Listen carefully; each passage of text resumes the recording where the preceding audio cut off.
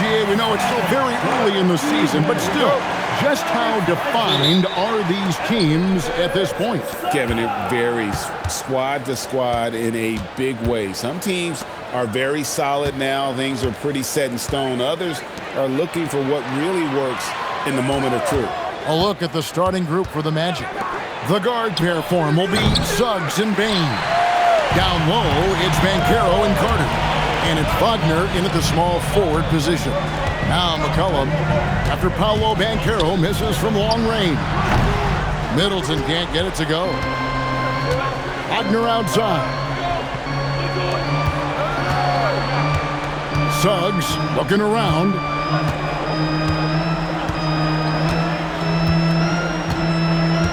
Clock at 6. In the corner, it's Bain. And he's good on the 3-ball. Bain's got the first points up on the board for Orlando. Over the taller defender. This is why you have to stay connected to shooters on the perimeter. Today's player is not intimidated by size. You even give them a sliver of a window, and they're going to make that shot. So at the end of 1 quarter of play, still a close game. Magic lead by 3. We'll be back shortly, live from Washington.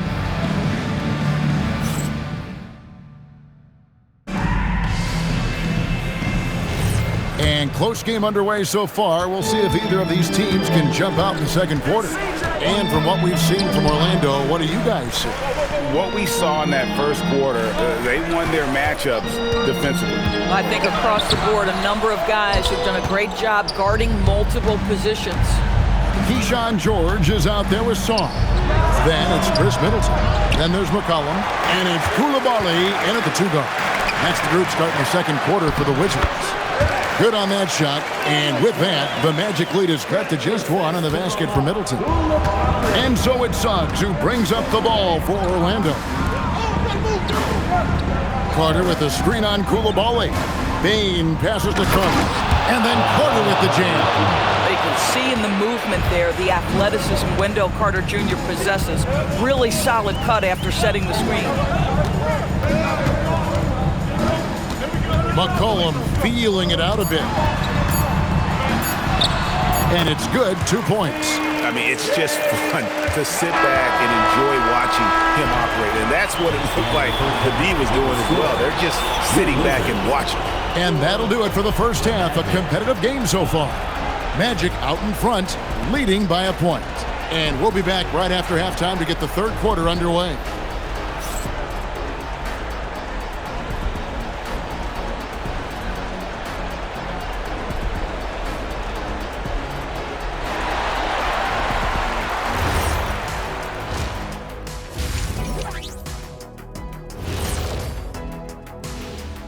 Hi folks, it's shaping up to be a good second half as we've seen the Orlando Magic trying to take control of this game. We often talk about efficiency on offense.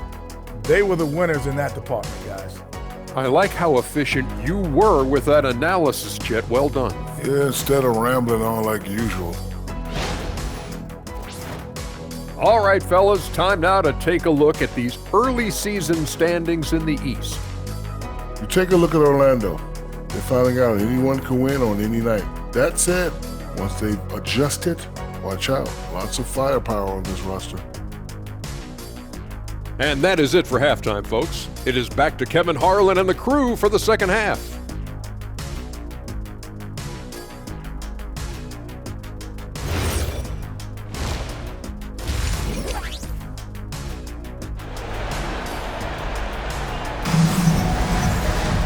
And we've got second half action for you. Thus far, a pretty evenly contested game. On offense, here are the Wizards. It's a 1-point game. And so in the game for the Magic, Wagner is in the front court alongside Banchero. The guard pair for him will be Suggs and Bain. And it's Carter in at the center. Now Banchero. Following the three-point attempt by C.J. McCollum. Outside, Suggs. Just 5 to shoot. Over Middleton. It's rebounded by Koulibaly. That's one he knows he should have drained. 16 seconds left to play in the third. Here's McCollum. Takes a three. Rebound by Paolo Banchero. We're at the end of the third, and we've still got a close one. Magic lead by 1. We're going to step aside for just a second, but join us right back here for the start of the fourth quarter next.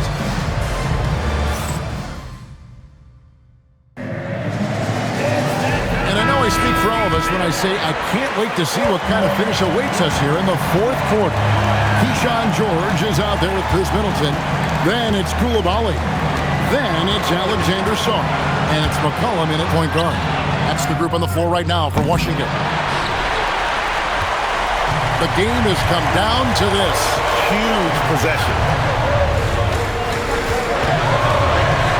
Middleton against Wagner. And Wagner's got the ball here for Orlando. It's a one-point game. And you can't get a bigger bucket than that. I'll tell you, it takes confidence to pull the trigger in that situation. You love guys who relish the moment. And we've got a timeout called by Brian Keefe. This is a huge moment, folks, in this game. And he wants to be prepared. What do you think we're going to see coming out of this timeout? And it's do or die time. They need a bucket here to stay alive. And it's either got to be a three-pointer or a score quickly and take the foul.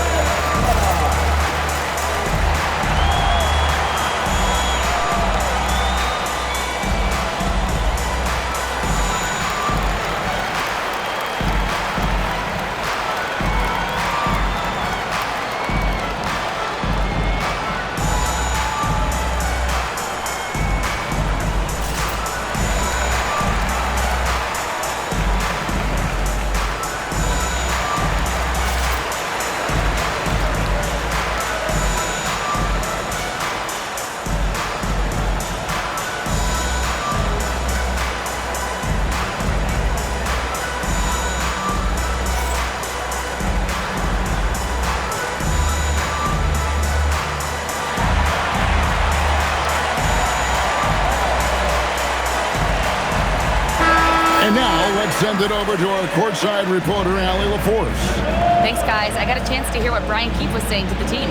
With the game so close, he wanted his team to stay aggressive, saying, don't be a watcher, be an actor. Go out and make something happen on the court. Don't let it come to you.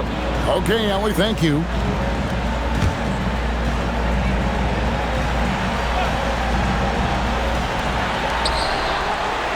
Now George. And here's McCollum. Here's George to tie it up. He's off from three. Another chance here. It's off. And they foul intentionally. They're going to have to do that now again and again. They're not in the penalty yet.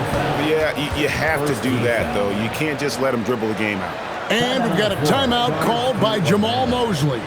Coach clearly feeling the necessity to regroup with so much at stake here.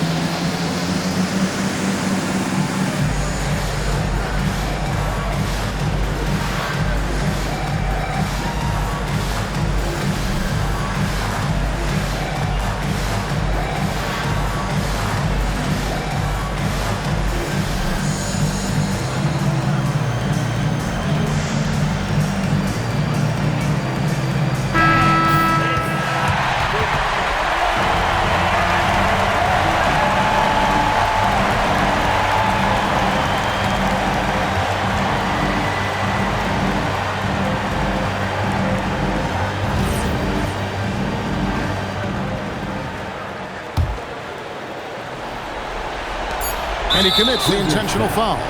C.J. McCollum. First personal foul. Second team foul.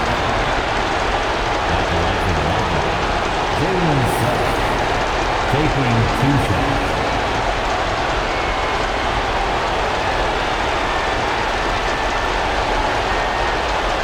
Shoot 2.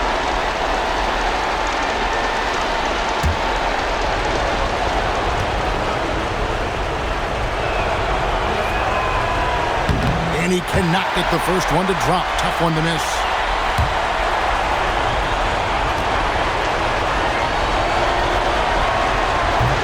And the second of 2 is good. That gives them a 4-point cushion. Washington calls timeout. 1 second left here in the fourth quarter. Guys, what's your take? Well, it's going to take a miracle for them here, or actually a miracle three-pointer and a foul. This one's over.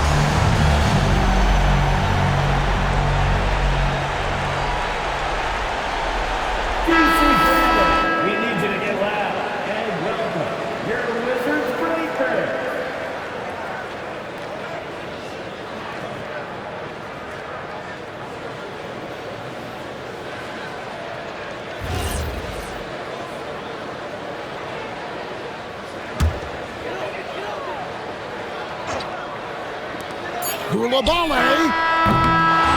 And so the big win by Orlando in a tight game.